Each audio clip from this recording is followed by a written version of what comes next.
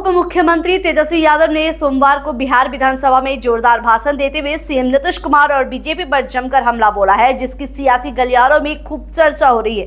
कांग्रेस के राज्यसभा सांसद दिग्विजय सिंह भी तेजस्वी के भाषण के मुरीद हो गए हैं और एक्स पर पोस्ट कर तेजस्वी की जमकर तारीफ की है और शाबाशी भी दी है और तेजस्वी की तुलना लालू यादव से की। सदन में तेजस्वी ने करीब 30 मिनट से ज्यादा लंबा भाषण दिया था। दिग्विजय सिंह ने एक्स पर पोस्ट करते हुए लिखा कि तेजस्वी शाबाश, आज तुम्हारे इस भाषण के बाद मुझे पूरा भरोसा है कि लालू यादव जी गौरवान्वित महसूस कर रहे होंगे। लालू जी ने आडवाणी जी का रथ रोका था और अब तेजस्वी तुमने नरेंद्र मोदी का रथ रोकने का आह्वान किया है। तुम्हारे साहस पर हमें गर्व है। बड़े बड़े नेता ईडी, आईटी, सीबीआई से डर गए, लेकिन एक परिवार नेहरू गांधी का और एक लालू यादव का है जो उनके सामने नहीं झुका। हम मिलकर लड़ेंगे और जीतेंगे भी।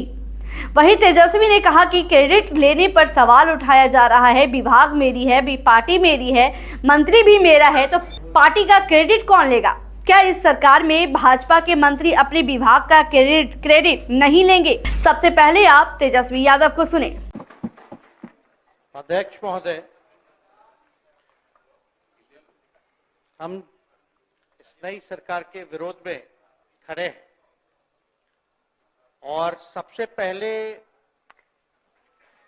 हम माननीय मुख्यमंत्री जी को धन्यवाद देना चाहते हैं कि लगातार 9 बार उन्होंने शपथ लेकर के इतिहास रचने का काम किया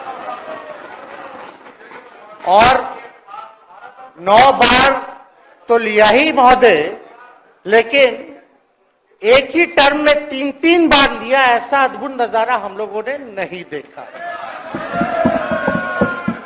माननीय दोनों सम्राट चौधरी जी डिप्टी सीएम बने, बड़ी खुशी है कि ये डिप्टी सीएम बने। इनका बयान हमने देखा कि भाजपा जो है इनकी मां,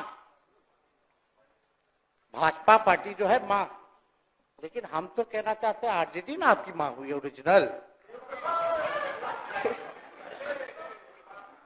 तो आप तो पहले हमारे दल में ही थे। आपके दल में नहीं? अच्छा, चलिए ठीक है, चलिए कोई बात नहीं, आप अस्वीकार कीजिए, लेकिन जनता तो इस बात को जानती है। हमें खुशी है कि साथ में 2 डिप्टी सीएम बने और विजय सिन्हा जी भी डिप्टी सीएम बने, स्पीकर पद पे भी रह लिए, नेता विरोधी दल भी रह लिए और डिप्टी सीएम भी रह लिए। इन्होंने भी इतिहास रच दिया, एक टर्म में 3-3 पद इन्होंने भी पा लिया। तो ये आप सोचे थे कि नहीं विजय बाबू? अरे आपके दिमाग में आया था कि आप एक टर्म में स्पीकर भी, डिप्टी सीएम भी और नेता विरोधी दल भी आप बन गए। तो इसके लिए आप तीनों लोगों को विशेष तौर पे हम बधाई देना चाहते हैं। माननीय मुख्यमंत्री जी हमारे लिए आदरणीय थे, हैं और हमेशा रहेंगे। हम इनकी इज्जत हमेशा करते आए हैं और करते रहेंगे। और हम तो कई बार इनके नेतृत्व में काम करने का मौका मिला और हम लोगों ने काम किया मिलकर के, इसमें कोई दो राय नहीं। आगे हम सारी बात को भी हम अपने आप लोगों के समक्ष जो है रखने का काम करेंगे।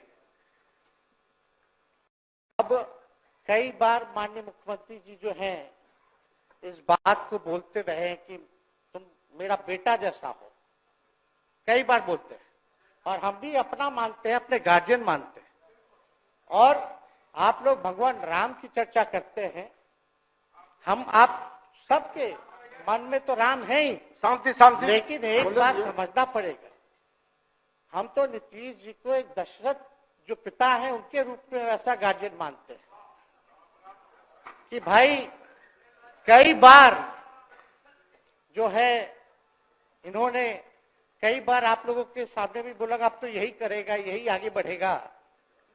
तो चलिए नौजवान लोग ना आगे बढ़ेगा, आगे काम करेगा, लेकिन कई बार मजबूरियां रही होंगी इनकी, जैसे दशरथ की मजबूरी थी, राजा दशरथ की, कि राम को जो है वनवास जो है भेज दिया गया, लेकिन उस बात को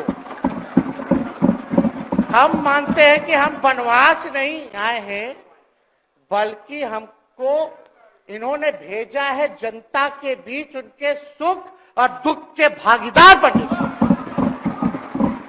पहले बार ही अपने से दूर किए, वो भी क्या मजबूरियां रही हमको नहीं पता, ना आपको पता, किसी को नहीं पता क्या मजबूरियां रही।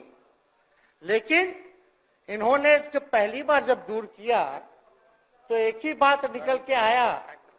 क्या बात निकल के आया कि आप जो है एक्सप्लेन कर दीजिए, आपके ऊपर जो है मुकदमा है, केस है। जब दोबारा जब इन्होंने अपनाने का काम किया तो इन्होंने कहा कि सब बीजेपी वाला सब फंसाने का काम करता है, ईडी और सीबीआई लगा देने का काम करता है। देखिए, हम तो आपको इज्जत देते हैं और आगे भी देते रहेंगे, लेकिन ये बात समझना पड़ेगा। और बिहार की जनता ये जानना चाहती है कि आखिर ऐसा क्या कारण है कि आप कभी इधर रहते हैं, कभी उधर रहते हैं। ये तो सब लोग जानना चाहता है, सब लोग की इच्छा है। आखिर क्या ऐसा हो गया कि आपको ये निर्णय लेना पड़ा। 2020 का हम लोग चुनाव जीत करके आए, मात्र बेईमानी के बाद 12,000 का डिफरेंस था पूरे महागठबंधन और एनडीए में। आप क्यों छोड़ के आए? आपने यही बोला था ना कि हम एनडीए इसीलिए छोड़ रहे हैं क्योंकि हमारे पार्टी को तोड़ा जा रहा है, हमारे विधायकों को प्रलोभन दिया जा रहा है। और आपने ये कहा था मर जाएंगे, मिट जाएंगी, तो आप कहते ही रहते हैं, हमेशा लगातार ही कहते रहते हैं। उस पे हम नहीं जाएंगे, लेकिन आपने तो ये कहा था कि भाई हम लोगों का एक ही लक्ष्य है, न प्रधानमंत्री बनना है, न किसी को मुख्यमंत्री बनना है। देश भर के विपक्षों को गोल बंद करके जो तानाशाह है उसको दोबारा नहीं आने देना है, इसीलिए ना आ पाए थे। और आप जब गवर्नर हाउस गए महोदय, मुख्यमंत्री जी, जब आप बाहर आए तो आपने बोला कि आपका मन नहीं लग रहा था। आपने ये बोला कि मन नहीं लग रहा था। मन नहीं लगेगा तो हम लोग नाचने गाने के लिए थोड़ी है, आपका मन लगाने के लिए। हम तो आपका साथ ना देने के लिए थे कि जो काम आप बोलते थे असंभव है, उसको हम लोगों ने मुमकिन करके दिखाने का काम किया।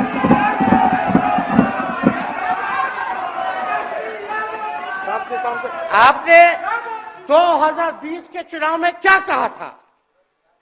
झूठ मत बोलिएगा। देखिए, हम आप लोग से उम्र में छोटे, अपने बाप के पास से लाएगा, जेल से पैसा लाएगा, नौकरी बांटेगा, और संभव है,